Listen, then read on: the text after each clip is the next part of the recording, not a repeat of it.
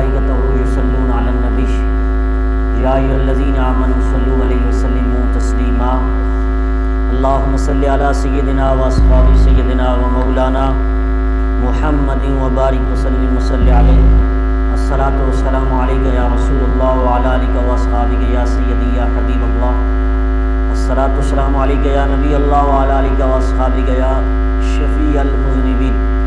اللہ تبارک و تعالیٰ جل جلالہ کی حمد و ثنا کے بعد حضور سرور کائنات جناب محمد رسول اللہ صلی اللہ علیہ وسلم کے دربار گور میں ہدیہ درود و سلام عرض کرنے کے بعد نہایت ہی معزز سامعین و ناظرین، اللہ رب العزت کا لاکھ لاکھ شکر ہے کہ اللہ رب العزت نے جمعۃ المبارک کا مقدس دن عطا فرمایا، اور اس کا لاکھ لاکھ شکر یہ کہ آج کے اس ربیع الثانی کے مقدس مہینے میں ہمیں آقا حضور صلی اللہ علیہ وسلم کے غلاموں کے ایمان افروز واقعات سننے کی سعادت نصیب فرمائی۔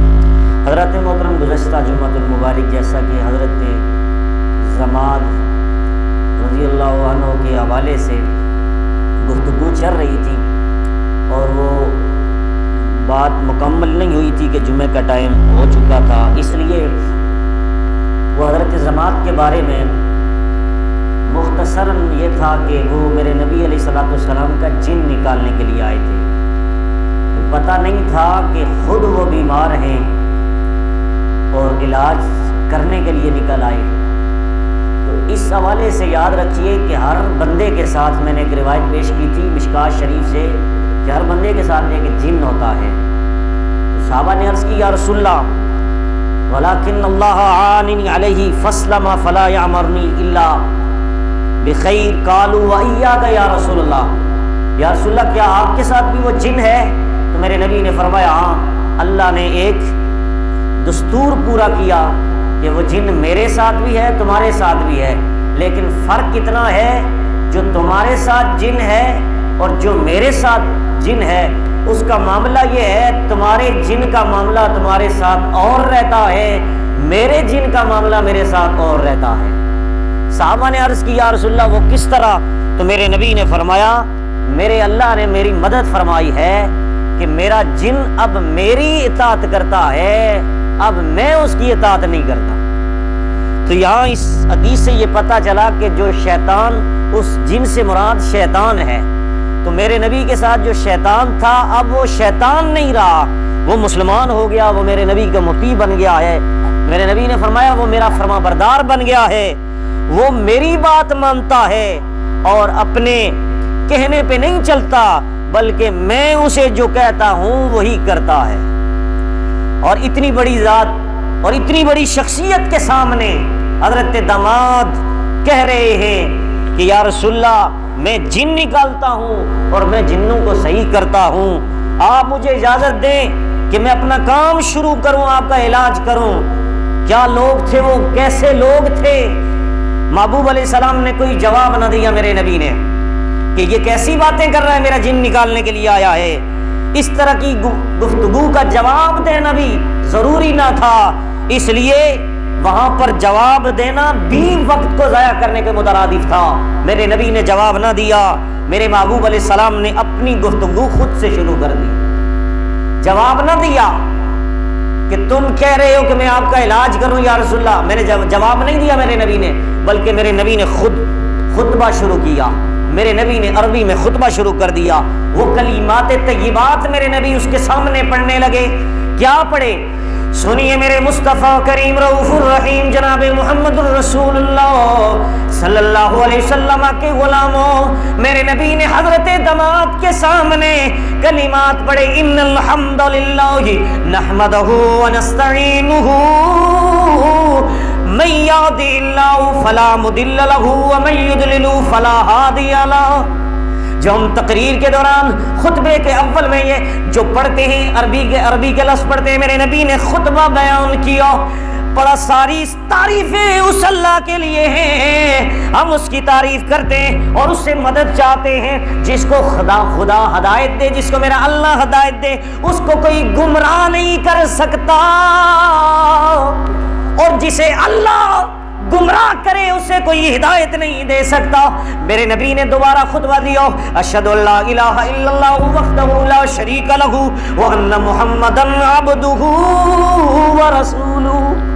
میرے نبی نے فرمایا میں گواہی دیتا ہوں میرا رب ایک ہے، اس کے سوا کوئی معبود نہیں، اس کے سوا کوئی معبود نہیں، میں اللہ کا رسول اور میں اللہ کے خاص بندوں میں سے ایک خاص بندہ ہوں۔ داماد کہتے ہیں جب میں نے یہ لفظ سنے، میرے نبی نے وہ جو خطبہ سنایا عربی میں، تو کہتے ہیں مجھے یوں لگا جیسے کسی نے میرے دل کا دروازہ کھول دیا، میرے دل کا دروازہ کھول دیا۔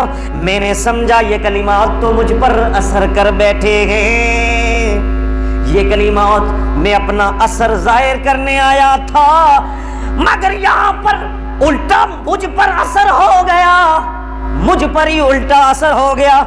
میں نے آپ سے عرض کیا یا رسول اللہ اعد علی کلماتک، یا رسول اللہ اپنے کلمات ایک بار پھر دہرائیے، دوبارہ میرے سامنے یہ عربی خطبہ مجھے سنائیے۔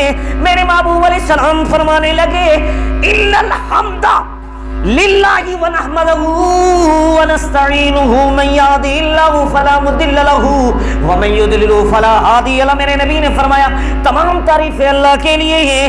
میں نے جب یہ سارا خطبہ سنا تو میں حضرت داماد کہتے ہیں جب میں نے یہ دوبارہ میرے نبی نے یہ خطبہ پڑھا میں نے سنا تو پتہ چلا ان میں لذت بہت زیادہ ہے، بہت زیادہ ہے۔ میں نے تیسری مرتبہ عرض کر دی یا رسول اللہ تیسری بار پھر یہی کلمات دہرائیے۔ میرے نبی نے تیسری بار اپنی زبان مبارک سے میرے نبی نے جب کلمات دہرائے تو کتنا عجیب مقدر حضرت داماد کا تھا، وہ خطبہ کا آنگ جس سے مردے زندہ ہو جاتے ہیں، وہ الفاظ کی ادائیگی کہ جس کی وجہ سے بنجر زمینیں آباد ہو جایا کرتی ہیں، وہ لمحہ جس کی وجہ سے جہنمیوں کو جنت ملتی ہے۔ فرماتے سامنے بیٹھ کے میرے نبی کا میں خطبہ سن رہا تھا، سنا پھر 3 بار میرے نبی نے جب سنایا، اب فرماتے ہیں اس کے بعد میں اپنے جذبات کا اظہار کرنے لگا۔ کہتے ہیں کہنے لگے لقد سمعت قول الکہنۃ وقول السحرۃ وقول الشعراء۔ حضرت داماد کہتے ہیں جس وقت میرے نبی نے میرے سامنے 3 مرتبہ یہ خطبہ پڑھا، وہ خطبہ اتنا اثر کر گیا، میں نے کہا یا رسول اللہ میں عام انسان نہیں ہوں، میں نے بڑے بڑے شعراء کے شعر سنے، میں نے بڑے بڑے کاہن اور جان دیدہ لوگوں کے پاس میں بیٹھتا رہتا تھا، بڑے بڑے نجومیوں کی باتیں میں نے سنی ہیں یا رسول اللہ، بڑے بڑے جادوگر میرے سامنے بیٹھے رہے، سحر اللسان خطیبوں کی آوازیں بھی میں نے سنی ہیں، اس سے پہلے بڑے بڑے شعراء کا کلام بھی میں نے سنا ہے، مگر آج تک مجھے ایسی لذت کسی کے جملوں میں نظر نہیں آئی جتنی یا رسول اللہ آپ کی گفتگو سے آئی ہے۔ حضرت داماد رضی اللہ تعالیٰ عنہ نے رسول اللہ صلی اللہ علیہ وسلم کے کلمات کے بارے میں کہا فما سمعت مثل کلماتک ہؤلاء، فرمایا یا رسول اللہ آپ کی گفتگو جیسی میں نے آج تک کسی کی گفتگو نہیں سنی۔ کہتے اتنی میٹھی، اتنی چاشنی سے لبریز باتیں، اتنی خوشبو والی اور اتنی اجالوں والی باتیں میں نے آج تک نہیں سنی۔ ساتھ ہی حضرت داماد کہنے لگے وَلَقَدْ بَلَغْنَا نَعُوسَ الْبَحْرِ، اتنی باتیں اتنی گہری کہ سمندر کے اندر کی گہرائی میں پہنچنے والی باتیں ہیں، اتنی گہری دل کی گہرائیوں کو سمندر سے تعبیر کرتے ہوئے کہنے لگے یہ سمندر کے سینٹر تک پہنچنے والی باتیں ہیں، یہ آخری حد تک گہرائی میں اتر جانے والی باتیں۔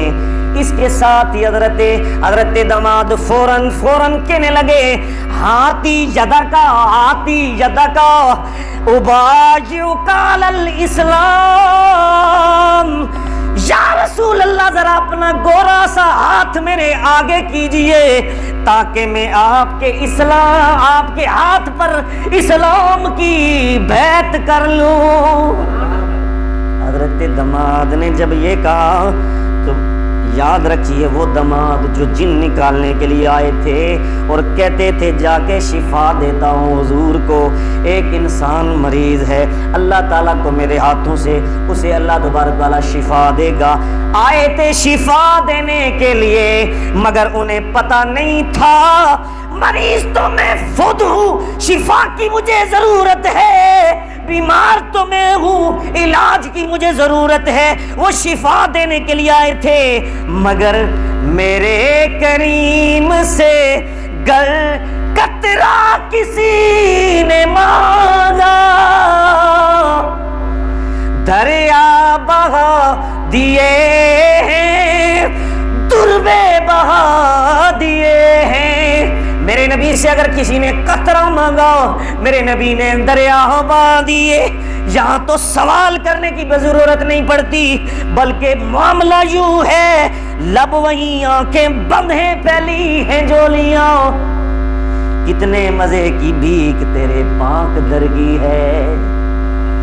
کہتے ہیں آپ کے پاس پہنچ کر جس وقت حضرت دماد نے یہ منظر دیکھا، جملہ سنا، کلمات طیبات کی ادائیگی سے ان کو اثر ملا اور کائنوں کا کلام بھول گئے، شعراء کی شاعری بھول گئے، خطیبوں کے وہ خطبے بھول گئے اور ساحروں کے کلام جملے بھول گئے۔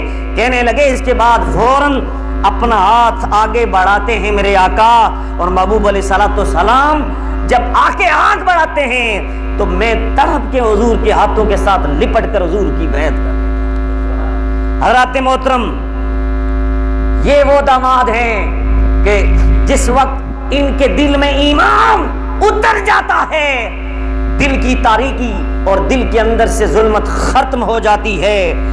میرے نبی نے نور ایمان سے جگمگا دینے والے دل اس کو عطا کیا اور حضور علیہ الصلوۃ والسلام نے فرمایا ٹھیک ہے داماد، تم نے میرا کلمہ تو پڑھ لیا، میرے ہاتھ پر بیعت تو کر لی، اب جا کر اپنی قوم کو بھی میرا پیغام سنا دو۔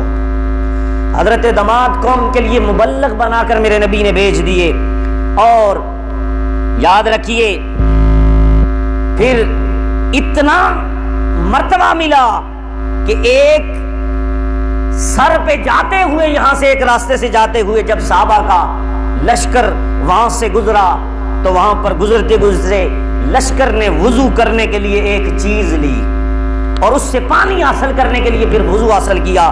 جب صحابہ اکرام سے پوچھا گیا کہ اس قوم کی تم نے کوئی چیز تو حاصل نہیں کی کہ جس قوم کا بانی اور لیڈر دماد ہیں، تو کہنے لگے قوم کہنے لگے ایک چھوٹا سا برتن تھا ہم نے لیا، تو اس پر میرے نبی علیہ الصلوۃ والسلام کا فرمان سنایا گیا ردوہا فإنہا اولائی قوم دماد۔ میرے نبی نے فرمایا ان کا، اور صحابی کہتے ہیں ہم نے نبی کا فرمان بتایا کہ جس قوم کا لیڈر دماد ہو اس کا برتن واپس کر دو، اس کا برتن واپس کر دو۔ یہ جائز نہیں ہے کہ ہم ان کا برتن لیں۔ حضرت دماد کو رسول اللہ صلی اللہ علیہ وسلم نے عظیم عظمتوں سے نواز دیا، آئے تھے کفر کی حالت میں، جب گئے تو ایمان اللہ رب العزت نے عطا کر دیا۔ آئیے ایک اور صحابی حضرت سمامہ بن اسال، ان کا واقعہ بھی بڑا عجیب واقعہ ہے جو کہ بخاری شریف کے اندر حدیث نمبر 4312 اور مسلم شریف کی 1764 حدیث ہے، یہ انٹرنیشنل نمبر کے مطابق بخاری اور مسلم کے اندر پورا واقعہ موجود ہے۔ حضرت سمامہ بن اسال رضی اللہ تعالیٰ عنہ، یہ بھی کفار کی قوم کے بڑے لیڈر تھے، ایک جنگ کے سپہ سالار تھے۔ رسول اکرم صلی اللہ علیہ وسلم نے نجد کی طرف ایک وفد بھیجا اپنی فوج، اسلامی فوج کا، اور وہاں پر چھاپا مارا گیا۔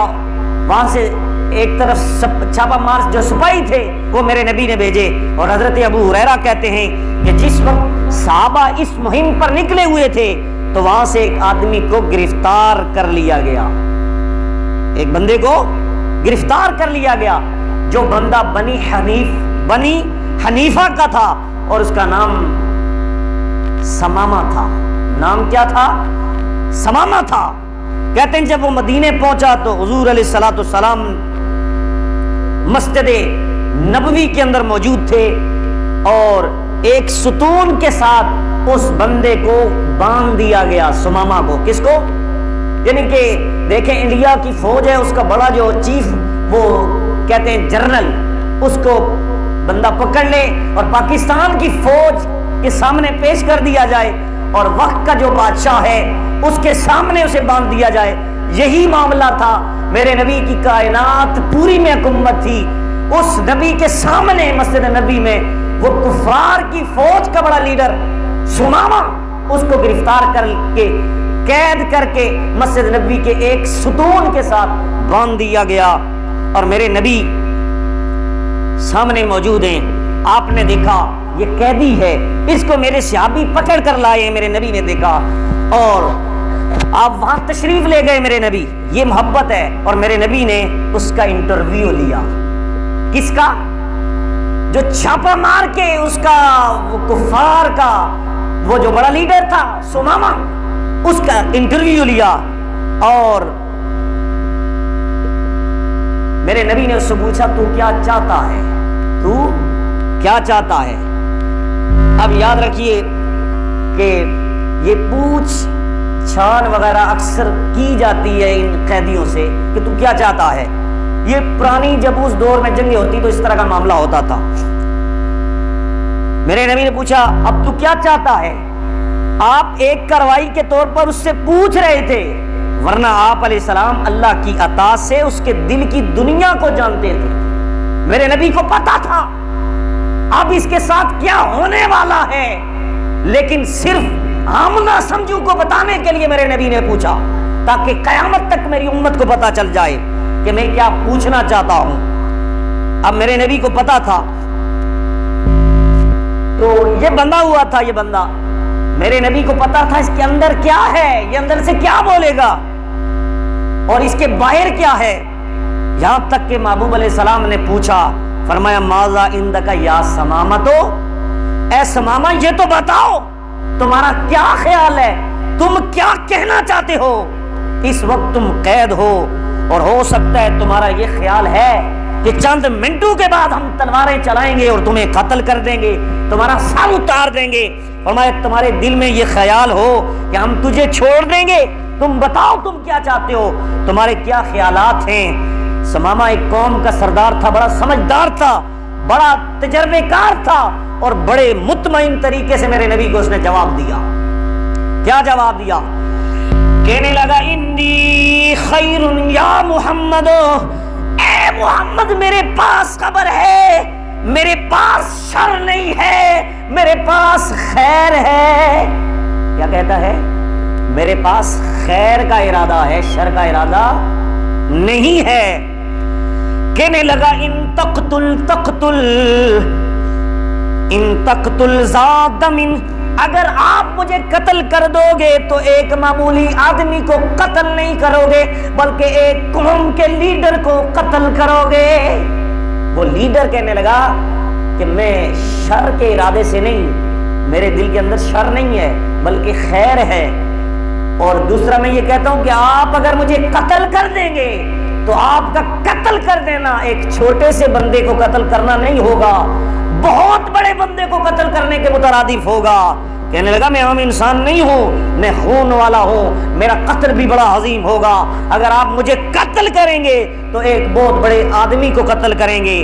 اور آگے دوسرا جملہ بولا, سمامہ کہتا ہے وَإِن تُنْعِمْ عَلَىٰ شَاكِرٍ, اور اگر آپ مجھ پر انعام کر کے چھوڑ دو گے, مجھ پر انعام کر کے چھوڑ دو گے تو تم نے کسی کمینے کو چھوڑا ہے, پھر بھی ایک شاکر کو چھوڑا ہے.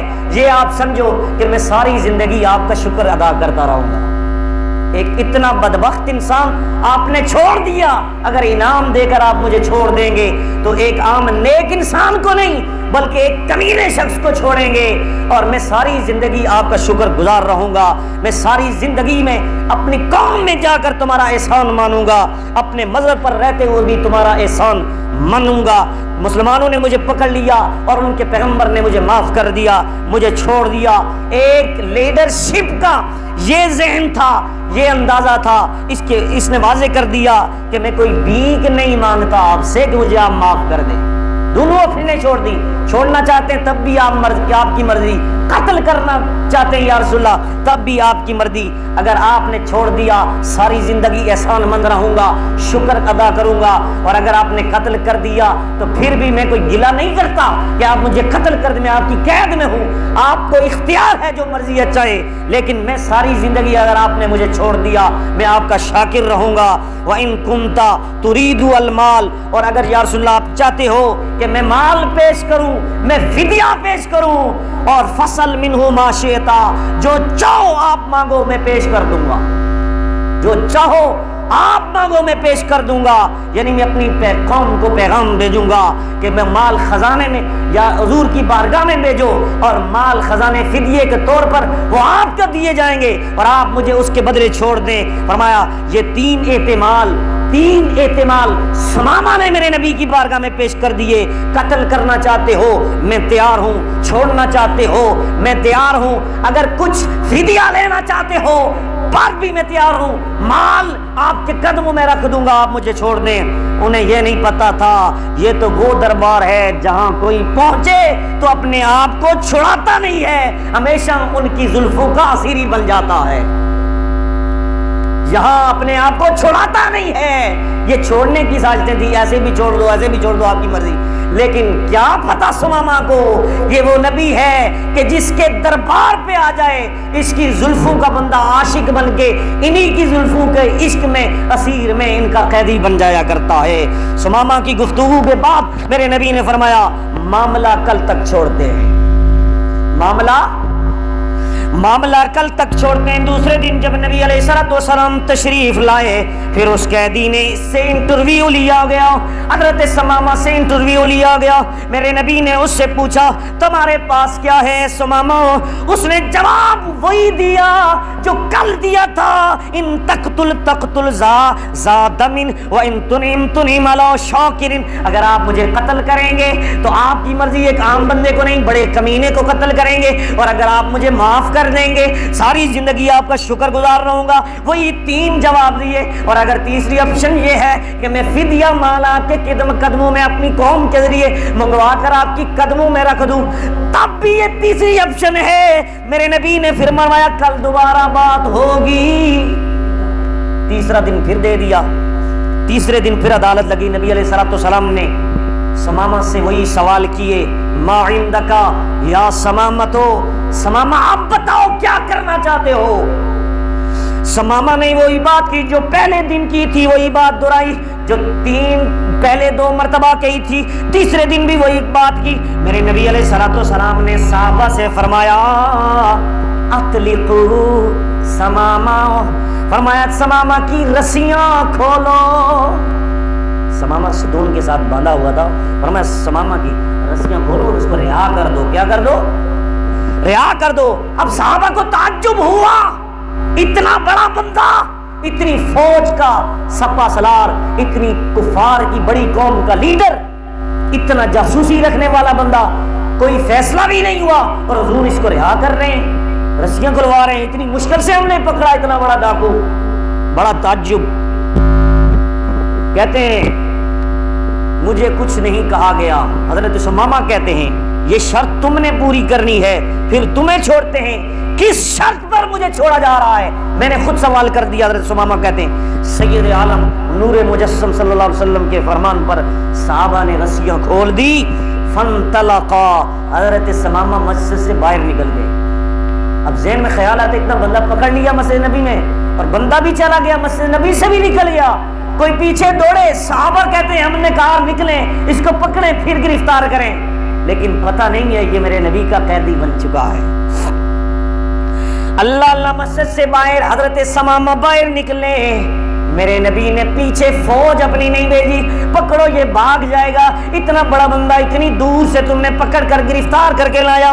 میرے نبی نے جب چھوڑ دیا، حضرت ثمامہ کہتے ہیں میں مسجد سے باہر نکلا، الا نخل قریب من المسجد، مسجد کے قریب، مسجد نبی کے قریب جو کھجوروں کا باغ تھا، کہتے ہیں وہاں پر وہ چلے گئے، صحابہ کہتے ہیں حضرت ثمامہ وہاں پر چلے گئے اور وہاں جا کر انہوں نے کیا کیا، فاستغسلا، پھر وہاں جا کر انہوں نے غسل کیا، غسل کر کے پھر وضو کیا اور وضو کر کے پھر دوبارہ میرے نبی کی مسجد میں آ گئے، میرے نبی کی مسجد میں آئے۔ اب یہ قیدی جس کی رسیاں تو کھول دی گئی، مگر اس کو ایک ایسی زلف کی اسیری کا شرف حاصل ہوا تھا، ایک ایسی اسیری کا شرف ہونے والا تھا جہاں گرفتار ہو جانا ہر شخص کو اچھا لگتا ہے، جہاں پر گرفتار ہونا ہر بندے کو بڑا اچھا لگتا ہے۔ ثمامہ مسجد میں داخل ہوئے، مسجد کے گیٹ سے داخل ہوتے ہی نعرہ لگا دیا۔ کیا نعرہ لگایا؟ اشہد ان لا الہ الا اللہ و اشہد ان محمدن عبدہ و رسولہ۔ یہ کافروں کا لیڈر تھا، کہتے ہیں میں نے فوراً نعرہ لگا دیا، میں گواہی دیتا ہوں اللہ کے سوا کوئی معبود نہیں اور محمد اللہ کے رسول اور اللہ کے بندے ہیں۔ اب جس وقت ان کے دل میں ایمان داخل ہو گیا تو انہوں نے خود اپنے دل کی کیفیات کو صحابہ کے سامنے پیش کیا کہ جب میں یہاں آیا تھا اس وقت میری صورتحال کیا تھی اور اب جب میں جا رہا ہوں اب میری صورتحال کیا ہے۔ کہنے لگے یا محمد صلی اللہ علیہ وسلم واللہ ما کان علی الارض وجہ ابغض الی من وجہک، اے محمد صلی اللہ علیہ وسلم مجھے خدا کی قسم ایک وقت وہ تھا پوری زمین پر سب سے ناپسندیدہ چہرہ میرے نزدیک آپ کا تھا۔ کہتے ہیں میرے سینے میں کسی سے اتنا بغض میرے سینے کے اندر نہیں تھا یا رسول اللہ جتنا بغض آپ کے بارے میں تھا، لیکن وہ پہلے والا زمانہ تھا، وہ زمانہ بھی میں نے دیکھا۔ کہتے ہیں بعد میں کیا ہوا، فقد اصبح وجہک احب الوجوہ الی، اور آج یہ لمحہ مسجد نبی میں یہ ہے، آج یہ گھڑی بھی میرے سامنے ہے، اس وقت پوری کائنات میں سب سے زیادہ حسین اور سب سے زیادہ چہرہ مصطفیٰ کا مجھے لگتا ہے۔ کہتے ہیں یہ نور ایمان کی جلوہ گری تھی کہ حضرت ثمامہ بن اوصال رضی اللہ تعالیٰ عنہ کہہ رہے تھے کہ میرے بیٹے، میرے باپ، میرے رشتہ دار اور کائنات کے سارے انسان جتنے بھی مجھے عزیز لگتے تھے اب وہ سارے پیچھے رہ گئے ہیں، مصطفیٰ آگے نکل گئے ہیں۔ مصطفیٰ کا رتبہ اور مصطفیٰ کی محبت سب سے مقدم ہو گئی ہے۔ یا رسول اللہ آپ کی شخصیت کا میں قیدی بن چکا ہوں۔ اور پھر فرمانے لگے واللہ ما کان من دین ابغض الی من دینک، سارے دینوں سے سب سے بدتر اور سب سے برا دین اسلام کو سمجھتا تھا، لیکن جب آپ کا قیدی بن چکا ہوں فاصبح دینک احب الدین الی، سب سے عزیز ترین دین مجھے دین اسلام لگ رہا ہے۔ لیکن اب صورتحال یہ بن چکی ہے۔ اس کے بعد تیسرے نمبر پر وہ کہنے لگے واللہ ما کانا من بلد ابغض الی من بلدکا، کہتے ہیں ایک وہ وقت تھا کہ مدینہ اور مکہ جو شہر ہے یہ سارے شہروں سے یہ مجھے مکہ اور مدینہ برا لگتا تھا کیونکہ آپ اس میں جلوہ گر ہوتے رہتے تھے۔ اب کائنات کے اندر میرے جسم کے اندر جب نور ایمان داخل ہوا اب پوری کائنات میں وقد اصبح بلدک احب الی البلاد الی، پوری کائنات میں مکہ اور مدینہ سب سے زیادہ مجھے پیارا ہو گیا ہے۔ یہ حضرت ثمامہ ہیں، کہتے ہیں جس وقت ثمامہ مکے میں داخل ہوئے لوگوں نے ثمامہ سے کہا تم نے کیا کیا، سبوتا، تم نے اپنا دین بدل دیا، پہلے اور دین پر تھے اب تم نے اپنا دین کیوں بدل ڈالا؟ کہتے ہیں باپ دادا کا دین چھوڑ دیا، پردادا کا دین چھوڑ دیا، خاندان والوں کا دین چھوڑ دیا، صحابی بن گئے ہو تم۔ تو ثمامہ کہنے لگے واللہ لیکن اسلمت مع محمد الرسول اللہ صلی اللہ علیہ وسلم، کہتے ہیں مجھے یہ نہ کہو کہ میں نے دین بدلا ہے، بلکہ مجھے یہ کہو میں نے تو اصل دین حاصل کیا ہے، میں نے اصل دین حاصل کیا ہے۔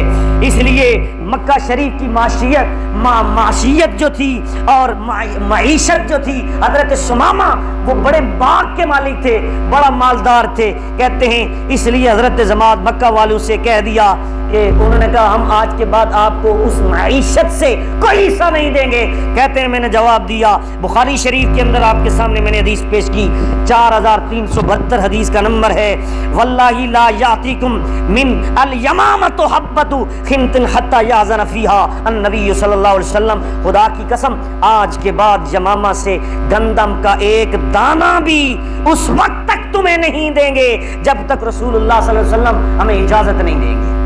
حضرت محترم سید عالم نور مجسم صلی اللہ علیہ وسلم کی اجازت کے بغیر۔ اور آگے چلیے ایک اور روایت میں آپ کے سامنے حضرت مازن، یہ صحابی رسول ہیں، ان کا ایمان لانے کا واقعہ بھی بڑا ہی لطف اندوز واقعہ ہے اور دل کی زمین کے اندر اور دل کے اندر لکھنے کے مترادف ہے۔ یہ بھی دلائل النبوہ کی جلد نمبر 2 صفحہ نمبر 36 پر یہ بڑی تفصیل کے ساتھ یہ واقعہ موجود ہے۔ کہتے ہیں کہ حضرت مازن رضی اللہ تعالیٰ عنہ عمان اس علاقے سے یہ تعلق رکھتے تھے، اور کہتے ہیں میں بڑے کٹر قسم کا مشرک تھا، کٹر قسم کا مشرک تھا، بڑا بت پرست تھا۔ ایک خصوصی بت حضرت مازن کے پاس تھا، کہتے ہیں میں نے اپنے گھر میں رکھا ہوا تھا اور اس کی عبادت کیا کرتا تھا، اس کی ہر وقت نگرانی کرتا تھا۔ حضرت مازن رضی اللہ تعالیٰ عنہ کہتے ہیں ایک دن میں نے بت کے سامنے قربانی پیش کی، جس طرح ہم اللہ کی بارگاہ میں قربانیاں پیش کرتے ہیں، اسی طرح بت کے سامنے بھی بت کی عبادت کرنے والے اپنی قربانیاں رکھتے ہیں۔ کہتے ہیں میں نے قربانی پیش کی، ایک جانور بت کے نام پر ذبح کیا تو بت سے خود آواز آئی، بت پتھر کا تھا اور میرا خدا تھا، میں اسے خدا سمجھتا تھا۔ میں نے دیکھا کہ میں نے سنا کہ بت کے اندر سے آواز آئی، حالانکہ وہ تو بے جان تھا، لیکن اللہ تبارک تعالیٰ کو منظور تھا کہ اس کو ہدایت دینی ہے۔ کہتے ہیں لیکن جب وہ آواز میں نے سنی تو وہ بت کہنے لگا، کیا کہنے لگا سنیے، کہنے لگا یا مازن اقبلوا الی اقبل تسمع ما لا یجعل هذا نبی مرسل جاء بحق منزل فآمن به کی تعدل عن حر نار تشعل۔ اے مازن میری بات غور سے سن۔ بت خود کہنے لگا کہ میرے سامنے تو قربانی پیش کر رہا ہے، میری بات غور سے سن، اور یہ سن کر بلا دینے والی بات نہیں ہے، یاد رکھنے والی بات ہے۔ ھذا نبی مرسل جاء بحق منزل فآمن به کی تعدل عن خر نار تشعل وقودها بالجندل۔ کہتے ہیں یہ نبی ہیں، یہ رسول ہیں جو حق لے کر آئے ہیں، اور جو نازل کیا گیا ہے اس نبی پر، اس پر ایمان لے آؤ تاکہ اس آگ سے بچ جاؤ۔ بت خود کہنے لگا کہ جس آگ کا اور جس آگ کا ایندھن پتھر ہیں، اس بت کے اندر سے جب اس طرح کی آوازیں آئی، اس بت نے تبلیغ توحید کی، یعنی عمان کا بت بولتا ہے، مکہ شریف کی خبر دیتا ہے، اور مکہ شریف میں رہنے والے مصطفیٰ کریم کی خبر دیتا ہے۔ کہتا ہے عمان میں اس بت نے اپنے پجاری کو کہا ھذا نبی مرسل، ایک نبی ہے، اس کا میلاد ہوا ہے، وہ مبعوث ہو گیا ہے، جس نے بھی جہنم کی آگ سے بچنا ہے اسے ان کا کلمہ پڑھ لینا چاہیے۔ یہ بت کہنے لگا، کہا ان کے معبودوں کی عبادت کر لینی چاہیے، یعنی کہ رب العالمین کی عبادت کرنی چاہیے۔ اب بت ہو کے جس نے اس وقت یہ پیغام دیا تو مازن کہتے ہیں میں حیران ہو گیا، میرا ہی بت مجھے تبلیغ کرنے لگا ہے کہ میری عبادت نہ کر، مصطفیٰ کے رب کی عبادت کر۔ کہتے ہیں میں بڑا حیران تھا، کہتے ہیں میں حیران ہو گیا، بت بولتا نہیں تھا، آج بولتا ہے، اپنے خلاف ہی بول رہا ہے، اور مجھے چھوڑ کر اللہ مانو کی پکار کر رہا ہے کہ اللہ کو مانو، متخیر ہو جاؤ، لیکن میں نے زیادہ توجہ نہیں دی۔ کہتے ہیں میں نے توجہ نہیں کی، میں نے کہا کہنے دو، پتھر ہے کہنے دو۔ کہتے ہیں ایک دن پھر جب میں نے اس کے سامنے قربانی کی تو اس بت نے پھر مجھے آواز دی، وہی لفظ پہلے سے واضح طور پر سنائی دینے لگے۔ وہ بت پھر کہنے لگا مازن اسمی اسمی تسر زار خین وبطن شر وعیسی نبی من مدر بدین اللہ اکبر۔ کہنے لگا وہ بت دوبارہ بولا، کہنے لگا اے مازن سن تاکہ تجھے سرور ملے، اے مازن سن تجھے تاکہ سرور ملے، شر چھپ گیا، شر چھپ گیا اور خیر ظاہر ہو گئی ہے نبی کی صورت میں۔ بوئسا نبی جن مم مدارا، مدر قبیلے سے ایک نبی ظاہر ہو چکے ہیں، ان کا میلاد ہو گیا۔ بدین اللہ اکبر، اللہ کے سب سے بڑے دین کو لے کر وہ ظاہر ہو چکے ہیں، اور تم جاؤ۔ حضرت مازن کہتے ہیں میں نے دوسری بات یہ بات جس وقت سنی تو میں نے کہا ان ھذا واللہ لعجبا، یہ عجیب بات ہے کہ ایک بے جان چیز بولتی ہے، بڑی عجیب بات ہے، اور اس انداز سے اس کا پیغام دے رہی ہے۔ اتنے میں کہتے ہیں حجاز سے ایک وفد عمان میرے علاقے میں آیا، مازن کہتے ہیں میں وہاں پہ پہنچا، ان سے پوچھا تمہاری کیا خبر ہے، کیا حجاز میں کوئی تبدیلی آ گئی ہے؟ جس طرح آج تبدیلی کا نعرہ لگا ہوا ہے نا، کہا کیا تبدیلی آ گئی ہے کوئی؟ تو مکہ شریف میں کوئی نیا دین تو نہیں آ گیا؟ انہوں نے کہا مجھ سے خرج رجل بطعامۃ یقول لمن اتاہ اجیو داعی اللہ عز وجل، تامہ سے ایک شخص ظاہر ہو گئے، ان حجاز والا جو قبیلہ تھا، وہ گروہ جو گزر رہا تھا، کہتے ہیں ان لوگوں نے کہا کہ ایک شخص ظاہر ہو گئے ہیں جو کہتے ہیں لوگوں خدا کو مانو اور ایک اللہ کو مانو، اس کے سوا کسی کو نہ مانو۔ یہ میرے نبی کا پیغام ان لوگوں نے سنایا۔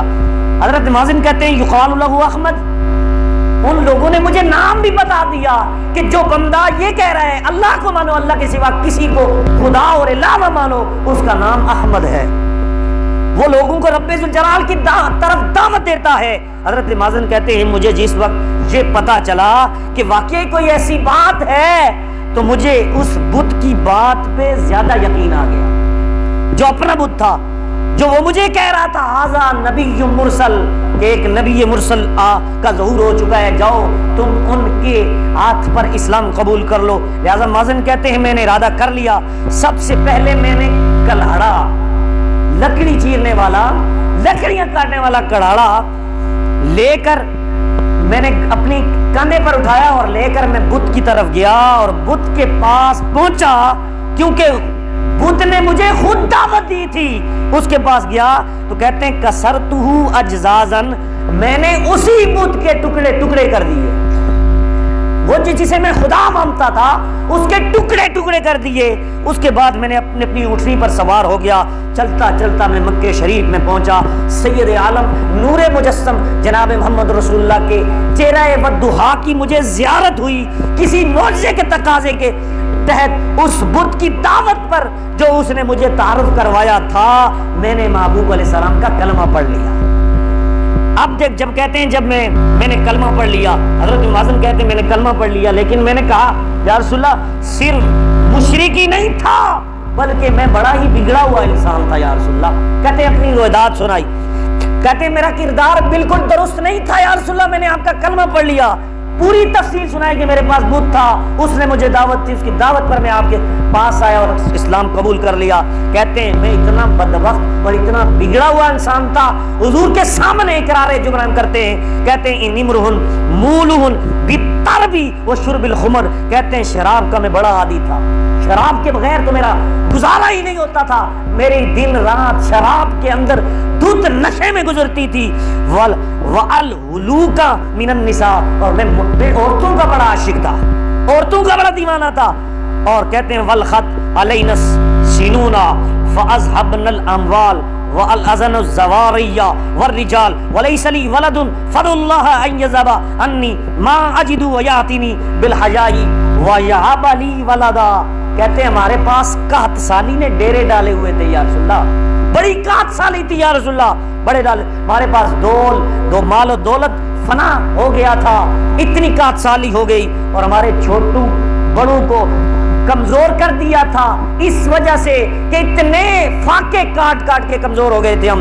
تو اللہ سے دعا کیجئے کہ اللہ تعالیٰ میری موجودہ حالت کو بدل دے، میری موجودہ صورتحال کو بدل دے، شراب کا نشہ نہ کروں آج کے بعد، اور عورتوں کو تکوں نہ، عورتوں کا میں دیوانہ عاشق ہوں۔ اب سنیے، کہتے ہیں کہ میں نے حضور سے عرض کی یا رسول اللہ تاکہ میرے حالات بدل جائے مجھے اللہ حیات عطا کر دے، مجھے بیٹا عطا کر دے۔